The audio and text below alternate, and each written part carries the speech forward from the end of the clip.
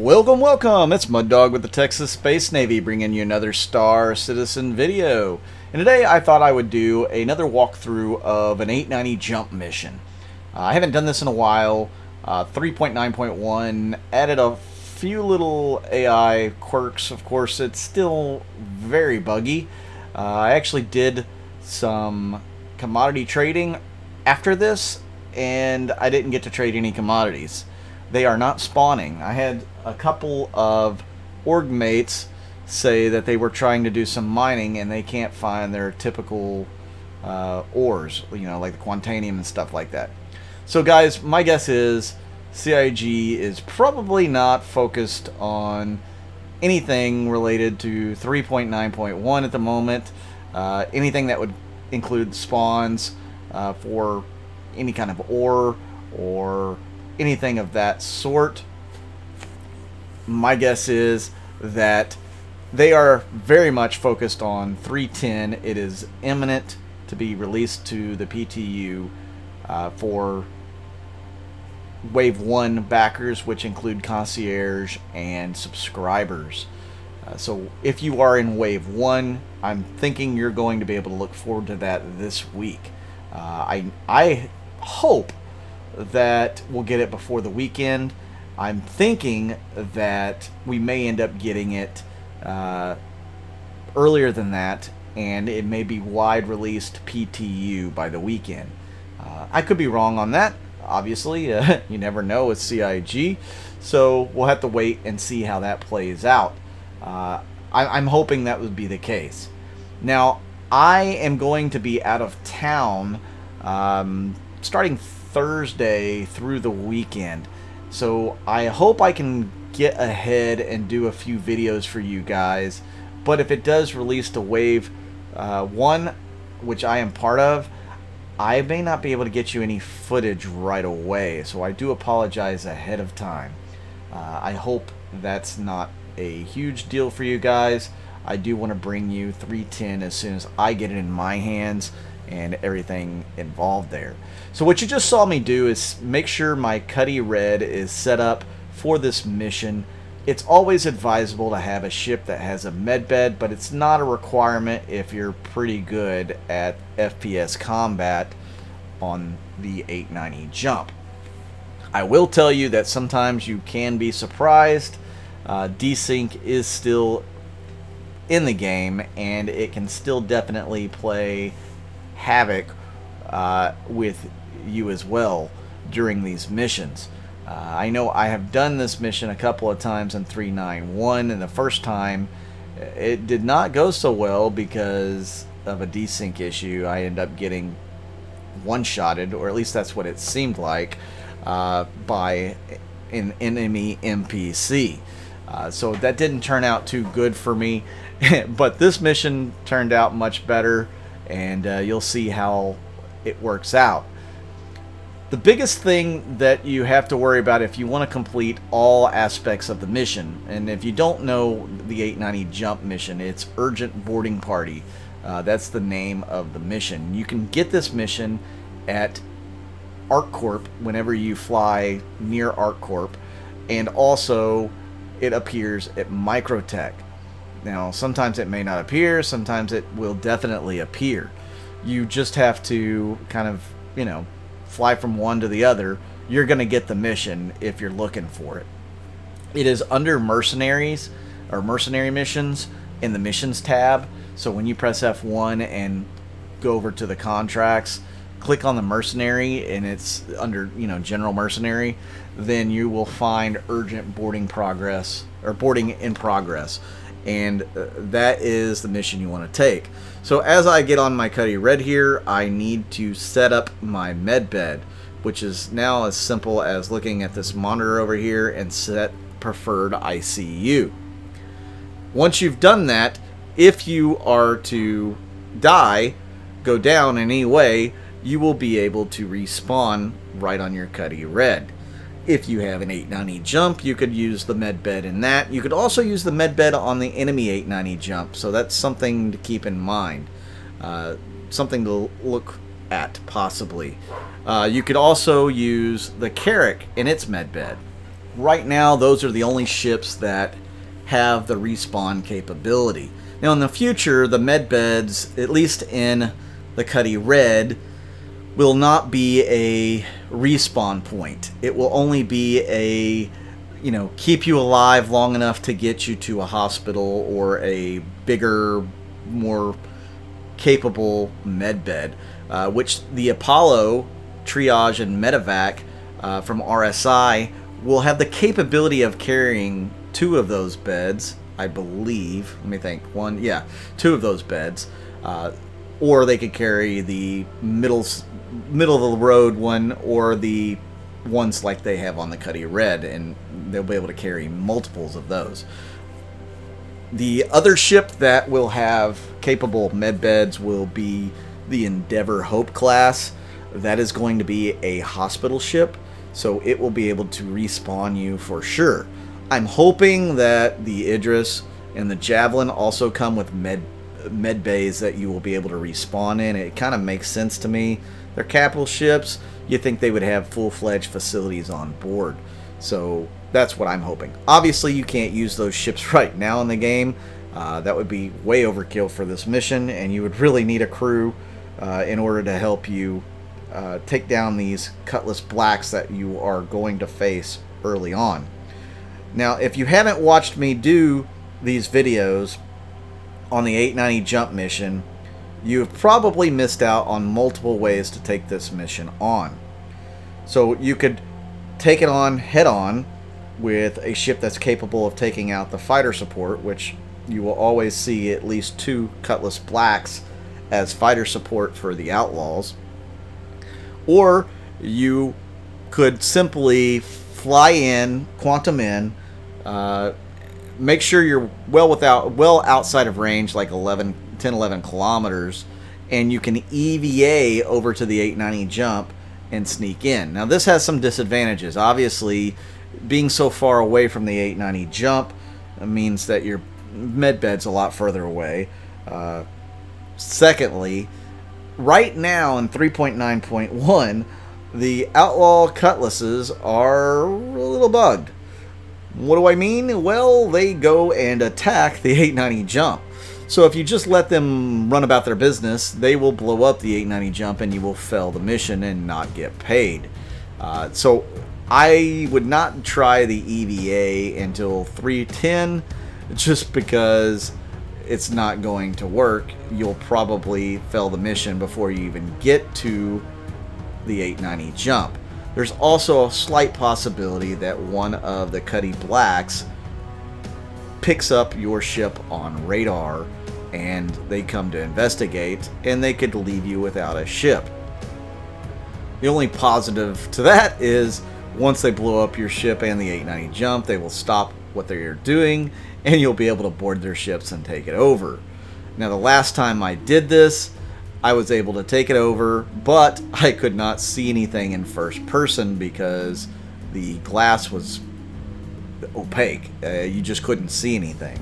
Supposedly they had fixed that in some cases, but I don't think it is fixed in 391 for the Cuddy Blacks that you can take over. I just think that they still are bugged like that. But it's your time and energy. If you want to use it doing that, you can. It's kind of fun to take over a ship using first-person skills, just jumping on the ship or shooting open a door. That's always pretty neat. Now, something else you can do here with the 890, after you take out the enemy fighter support, you can go and shoot open the hangar with your guns, with your ship guns. I didn't do that in this particular mission, just because, first of all, the hangar has never had the hacking terminal in it. And that's one of the objectives, is to take down the hacking terminal, the abort the hack, so that your client does not lose their private data that these outlaws are going in and trying to steal. So it's not super important that I open up the hangar to fight the enemies there. But you can open up that hangar. You can shoot those enemies from distance. Just be mindful that a lot of times security does spawn in the hangar, and if you kill any of the security guys or even open fire on any of the security guys, you get an instant crime stat. So the security will fight the outlaws in the hangar. Sometimes they will actually win. They will take down one or two for you.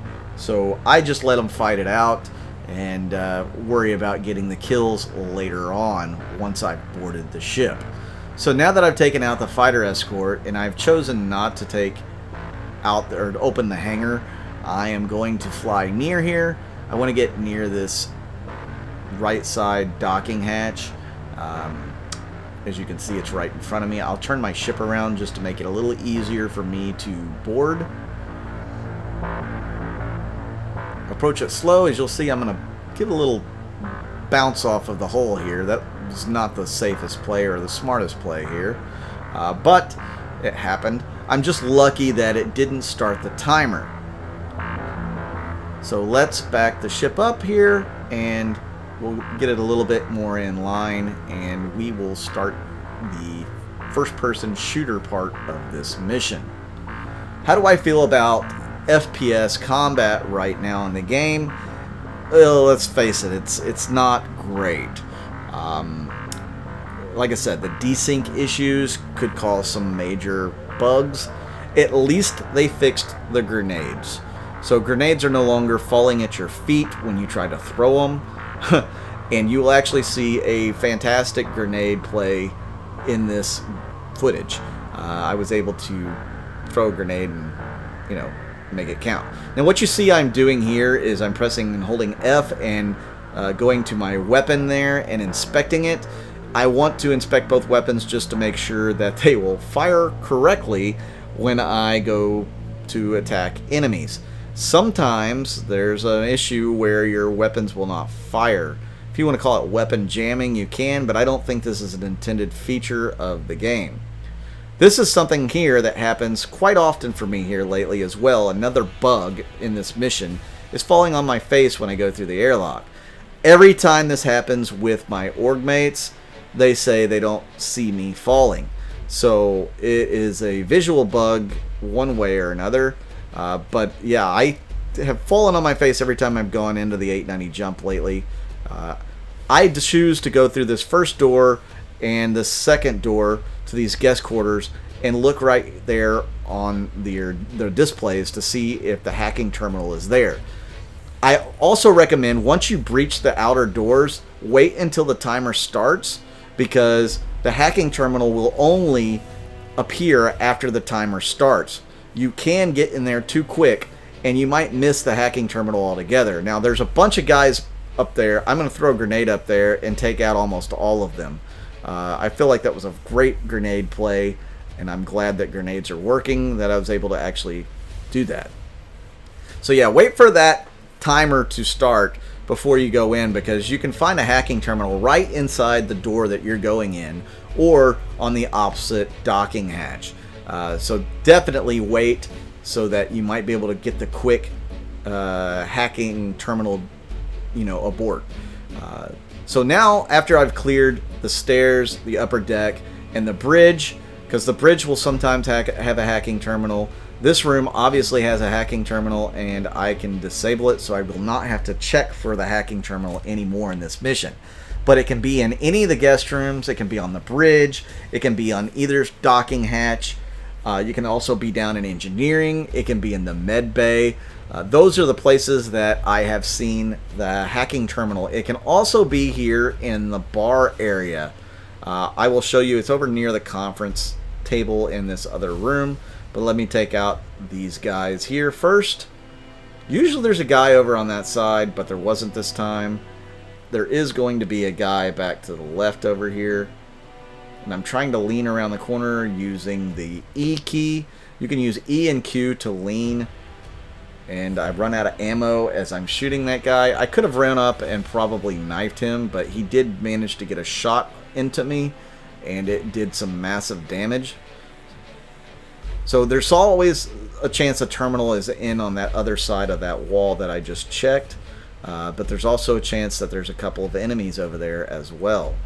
I could take the crew or the staff elevator down from the kitchen over there, but I don't like doing that because I still would spawn at the upper part of engineering. I want to take these elevators here that I just showed you, there's 2 of them, and go all the way down to engineering. This will give me the capability of coming in from the side and, you know, being able to pick these guys off using the door as cover.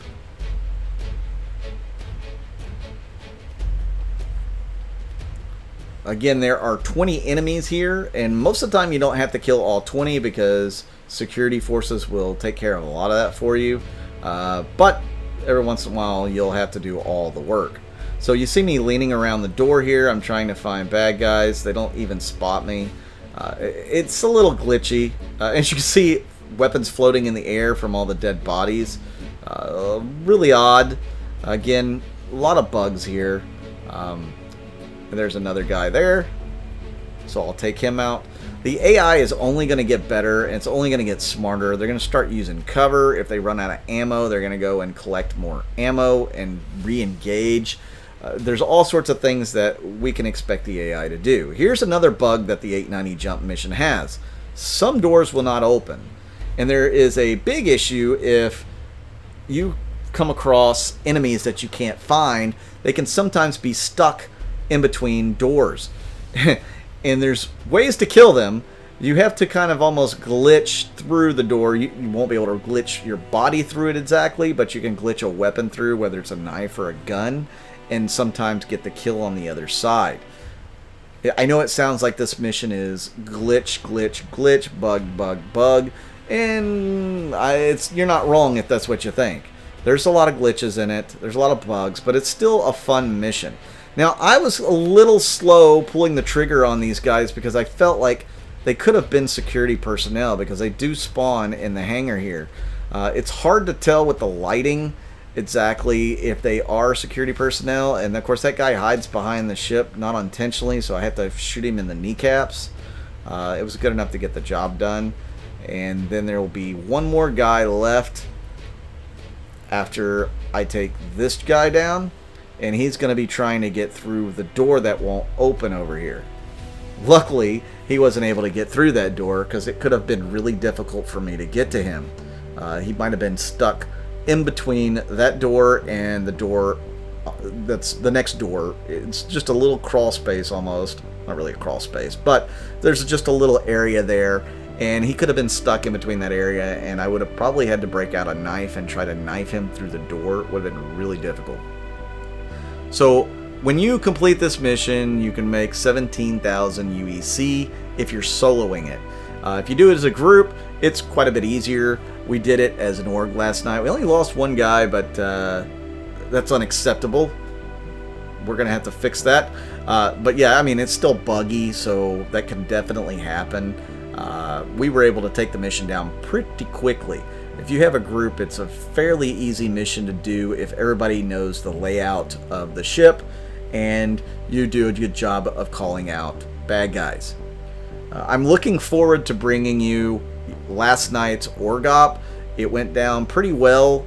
There was some miscommunication throughout, but it still was a fun night. We had a lot of fun. We did a variation of Capture the Carrack where one team would defend and one team would attack. But before that, to decide who would defend and attack, we had an aerial battle above it. And that was pretty neat. And it lasted quite a while. I think there was some fairly good amount of desync when we were doing that as well. So, you know, we weren't registering all our shots. People were exploding before their shields were down, that sort of thing. So, alright guys, if you like this video, please hit that like button, hit that subscribe button. If you've not subscribed, I really appreciate all you guys who have. I appreciate all you guys who have been watching the videos. By the way, if you have a cutlass, there's a ramp bug right now. If you're EVAing, just don't use the ramp to get back on. Just go through the airlock or the side door because it won't work. But yeah, if you are watching all the ads all the way through for me, that really helps the channel out. I do appreciate it. If you're clicking on the ads, that helps out as well. Thank you so much. If you are interested in becoming a Patreon, I have that information listed down below in the description of the video, as well as my YouTube membership. You guys can see that and click on join. You can get in for as little as $2. So thank you to all you guys who have done that as well. I would really love to turn this into a full-time job.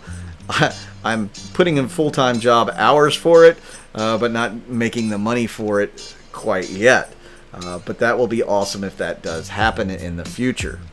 So thank you once again. I'm Mud Dog with the Texas Space Navy. I'll see you out in the verse.